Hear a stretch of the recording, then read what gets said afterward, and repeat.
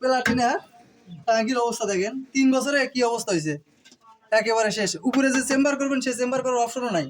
এখন লাস্ট বুদ্ধি, এটা একটা জিঙ্কের বোতল যেটা গরুকে খাওয়ানো ঔষধ। প্লাস্টিকটা অনেক হার্ডি এবং লাইলন প্লাস্টিক হয়, কিন্তু এটা ফাটার সম্ভাবনা খুবই কম। তাতাল দিয়ে একটু ডিল করে নিলাম যেন আমাদের নজেলটা সেট করতে পারি। নজেলটা বলতে এটা একটা সাইকেলের টিউবের যে নজেল, সেই নজেলটাই আমি এখানে ইনস্টল করেছি। টোটালি 3 লিটারের একটা ডোপ বা জার দে। বিসমিল্লাহ করে তেল দে। আমি লাইট ধরছি, তেল দিয়ে করবো লাগে আমার।